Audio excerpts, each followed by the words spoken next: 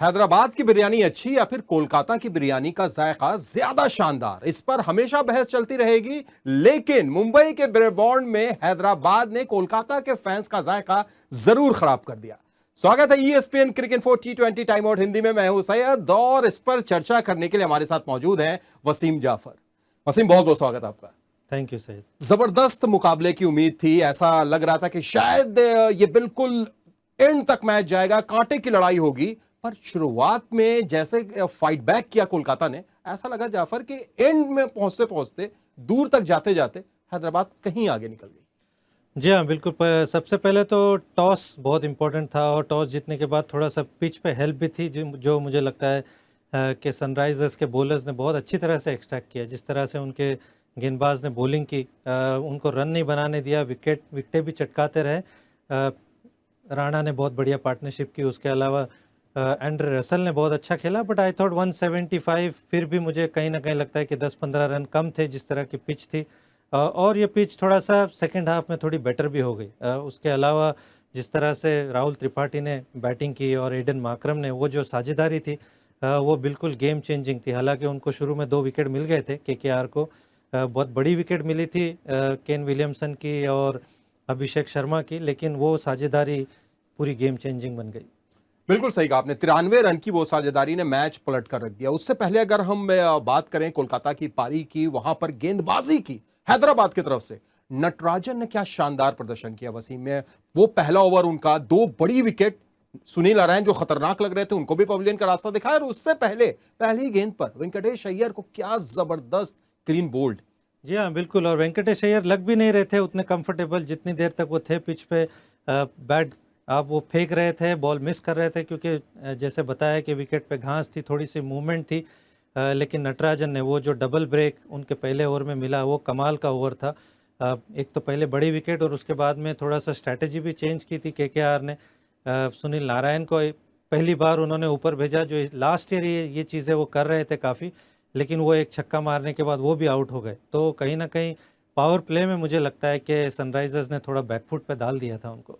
और सिर्फ नटराजन ही नहीं, बल्कि अगर हैदराबाद के सारे गेंदबाजों की बात करें वसीम, खासतौर से अगर आप देखें उमरान मलिक, जो अक्सर इस पर उन पर सवाल उठता था कि भाई तेजी तो है, रफ्तार तो है, लेकिन इकोनॉमिकल नहीं है। आज 4 over 27 run, 2 wicket. Marco Jansen एक बार फिर शानदार गेंदबाजी नई बॉल से। तो ओवरऑल अगर गेंदबाजी देखें, भुवनेश्वर कुमार को भी हम नहीं भूल सकते हैं, उन्होंने भी अच्छी गेंदबाजी की वसीम।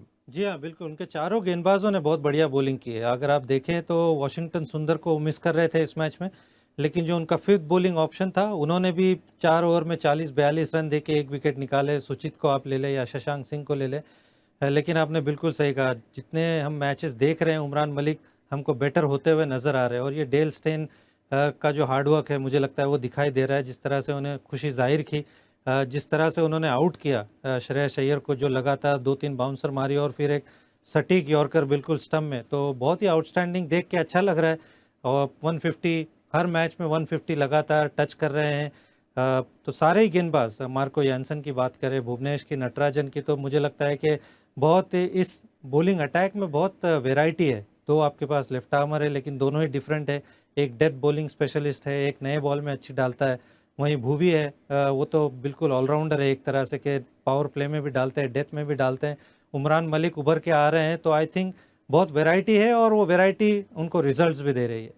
और उमरान मलिक की गेंदों में भी वैरायटी नजर आ रही है। एक उन्होंने यहाँ स्लोअर बाउंसर भी फेंका, लेकिन वो स्लोअर बाउंसर भी 139 की रफ्तार से था। तो ये एक थोड़ा सा फर्क। दूसरी तरफ अगर हम कोलकाता की तरफ नजर डालें, उनकी बल्लेबाजी की तरफ, शुरुआत अच्छी नहीं रही, 70 पर 4 विकेट गिर गए वसीम। लेकिन उसके बाद आंद्रे रसल की वो पारी, नीतीश राणा की वो बल्लेबाजी, एक एक कॉम्पिटिटिव स्कोर तक जरूर पहुंचा दिया। जी हाँ, बिल्कुल। उनके पास एटलीस्ट एक स्कोर था कि जिस पे वो बॉलिंग कर सकते थे, कि उनके 2 स्पिनर काम आ सकते थे। उमेश यादव जिस फॉर्म में है, पैट कमिंस से होप कर रहे होंगे कि वो उनको विकेट निकाल के दे।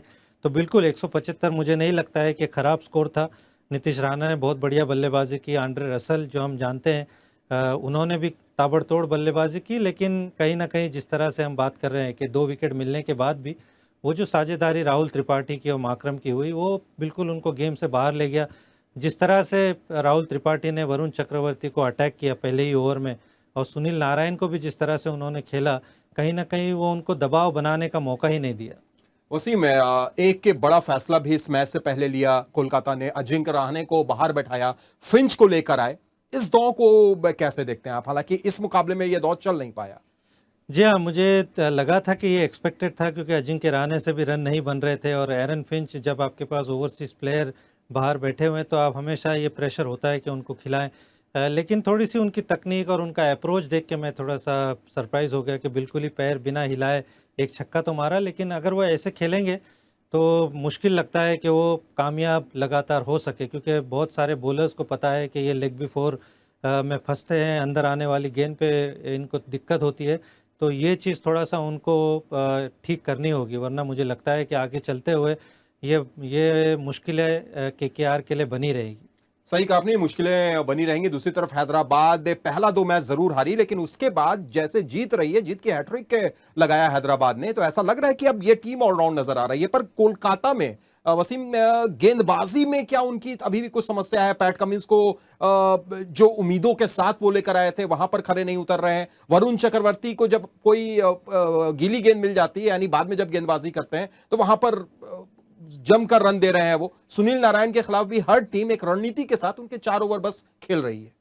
जी हाँ, बिल्कुल। उमेश यादव जिस तरह से शुरुआत में परफॉर्मेंस की, वो विकेटें अभी उनको नहीं मिल पा रही पावर प्ले में। पैट कमिंस कभी भी आईपीएल में इस तरह के बॉलर नहीं साबित हुए कि वो आके बहुत सारी विकेटें निकालते हैं। डेथ बॉलिंग में हम जानते हैं कि वो स्ट्रगल करते हैं। शिवम मावी पे उन्होंने कॉन्फिडेंस नहीं दिखाया, हालांकि ऑक्शन में बड़ी प्राइस पे उनको लिया था, लेकिन 2 मैच के बाद ही उनको बाहर बिठा दिया।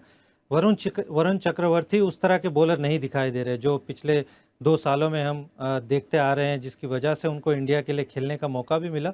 वो बात उनमें नहीं नज़र आ रही है। तो बहुत सारा प्रेशर ऐसा लगता है सुनील नारायण के ऊपर है। लेकिन जैसे आपने ठीक कहा कि टीमें रणनीति बना के आती है कि आप अगर सुनील नारायण को विकेट नहीं देते हो तो आपके पास दूसरे बॉलर्स हैं अटैक करने के लिए।